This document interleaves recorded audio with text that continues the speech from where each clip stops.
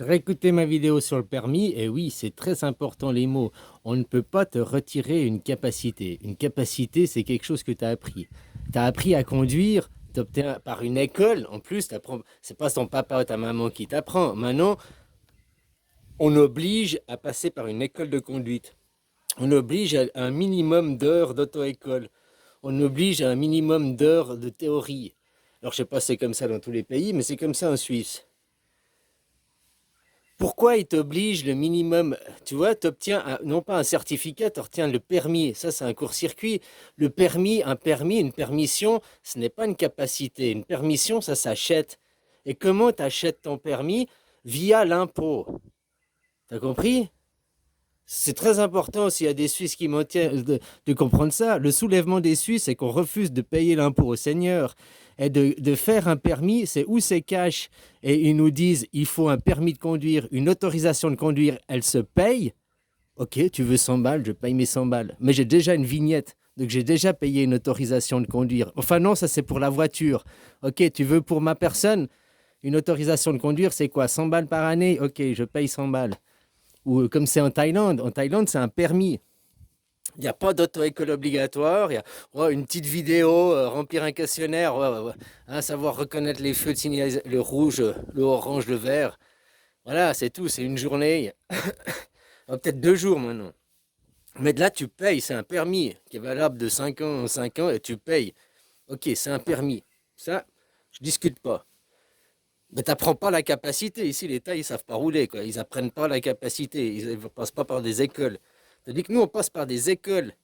Et indirectement, d'obliger, je ne sais pas combien c'est aujourd'hui, mais 20 heures d'auto-école et 8 heures de cours théoriques, combien sont facturés? Parce que toutes les auto-écoles, sur le prix, c'est le même prix quasiment. Donc, combien ils récupèrent par l'impôt? Parce qu'après, c'est taxé par l'impôt. Vu que c'est des sociétés, elles ont la même taxation. Donc, via la taxation de l'impôt, c'est le moyen qu'ils ont que indirectement, tu payes la permission. Tu vois, ils disent non, non, nous, on taxe pas. Les riverains, vous payez. Non, nous, on taxe pas. C'est ce que l'État, il dit. Mais en réalité, en obligeant à faire des cours de conduite, moi, je sais bien, hein, c'est pas ça que je nie, mais du moment que c'est obligé, bah, tu payes le permis via la taxe, via l'impôt. C'est une taxe déguisée, quoi. Parce que quand tu fais ton permis, tu n'obtiens pas le certificat de conduite, tu obtiens la permission de conduire. Tu comprends? Moi, mes grands-parents, à l'époque, ils achetaient le permis, comme c'est en Thaïlande aujourd'hui. Puis après, ils ont dit non, on achète le permis, ne peut plus t'acheter. Mais non, ils s'achètent toujours, mais déguisés. Tu comprends le système, la mécanique? C'est que ça. On vit dans des pays de droit. Tout ce qui n'est pas interdit est obligatoire. Tout ce qui n'est pas obligatoire est interdit. Mais c'est aussi comment contourner la loi. Sans contourner la loi, quoi. Que ce soit bien ou mal, que tu puisses continuer à vivre ta vie, mais c'est comme ceux qui veulent porter la burqa. Si tu portes la burqa et que tu la portes à titre religieux, t'as pas le droit. Mais si tu prends la même burqa, que tu brodes un logo Nike dessus, et puis là tu dis, ah non, je fais de la publicité pour Nike. Tu dis, ah, mais je suis pas religieux, regardez, j'ai une croix de Jésus, je suis chrétien, moi, je suis pas musulman, non, c'est juste, c'est Nike. Ou bien une cagoule, maintenant on arrive vers l'hiver, tu fous une cagoule, tu fous ton costume de Spider-Man, tu sais, la même chose. Tout ça, tu as le droit. Porter un masque, parce que c'est un masque, hein, une burqa, c'est un masque, à titre religieux, non, c'est interdit. Mais à titre ludique, tu as le droit.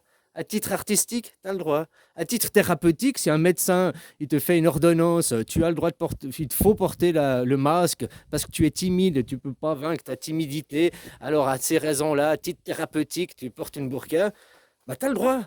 Il n'y a que à titre religieux que tu n'as pas le droit. C'est ça que les gens doivent comprendre. Maintenant, la polémique, c'est blablabla. Mais qu'est-ce que dit la loi concrètement? La loi dit que si tu portes ce type de vêtements, c'est pour une raison religieuse, alors ça n'a pas de raison. C'est interdit par la loi. Ici, dans cette nation, tu peux aller dans une autre nation, dans une autre maison, ce sera autorisé. Mais dans cette nation, ah d'accord. Mais maintenant, la même personne se fait arrêter et tu dis non, c'est à cause de raisons climatiques. Ah, c'est des raisons artistiques, c'est des raisons thérapeutiques, c'est des raisons publicitaires, c'est des raisons ludiques. Alors à ce moment, eh ben, tu as le droit. Tu sais, les policiers sont formés, ils sont sur les mots. Hein, tu sais que tu arrives avec des policiers, ils font que leur travail. Voilà, tu es courtois, tu dis bonjour monsieur, déjà tu leur demandes quel est votre juste motif. Ils doivent te préciser un juste motif d'interpellation, un article de loi. S'ils n'ont pas, tu dis bah, je suis désolé, au revoir monsieur, bonne journée. Puis tu pars, tu vois, mais sans violence, sans agression, sans être nerveux, sans t'exciter. Parce qu'après, ils vont te retrouver des moyens à te reprocher, quoi. C'est la même chose pour le truc de la burqa. C'est comme j'ai vu une fois un Américain, alors je ne sais pas si c'est valable en Suisse, mais un Américain, quand il était alcoolisé. Mais bon, il a très bien causé. Il est arrivé, arrêté de police, les policiers, permis de conduire, carte grise, quoi, les papiers du véhicule. Et la première chose qu'il a fait, il a dit, je vais parler qu'une seule fois, je prendrai la parole qu'une seule fois au nom je ne sais plus combien d'abonnements, j'ai le droit et je parlerai qu'en présence de mon avocat. Oui, je vais coopérer avec vous. Oui, je vais vous montrer mes papiers, ma licence. Mais du moment que je vais sortir, je vais finir de parler, je ne parlerai plus sans la présence de mon avocat. Puis là, il sort sa licence, il la met sur la vitre, puis il la montre au flic. Puis il regarde pas le flic, il regarde droit devant, quoi, la route. Puis il montre la licence au flic. Puis le flic, il lui dit d'où venez-vous? Vous avez bu? Puis le mec, il est là, il mange son chewing-gum, il répond pas, il regarde pas le flic. Ça dure 2 minutes. Puis après, le flic, il part. Il dit ok, bonne journée, au revoir. Parce qu'il n'a pas parlé, il n'a pas regardé le policier. S'il avait dit je vous ai dit que je ne parlerai qu'en présence de mon. Tu viens de parler alors que juste avant, tu as dit que tu parlerais qu'en. Tu as rompu ta parole. Tu as rompu ta foi. Ta parole à ce moment-là, je ne parle pas de ta parole de toute ta vie, je parle de cet incident-là. Au moment de cet incident, ta foi, c'était je ne parlerai qu'en présence de mon avocat. Et il a tenu foi.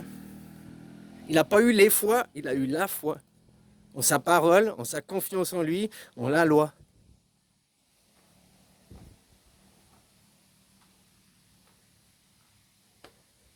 Il n'avait pas de raison de la.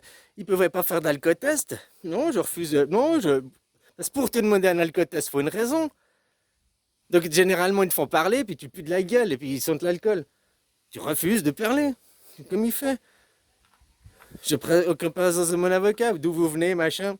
Tu parles pas, tu parles pas. Si tu parles, tu rends ta parole, tu rends ta foi. Il a gagné déjà. C'est trop tard d'après d'essayer de discuter, t'as rompu ta parole.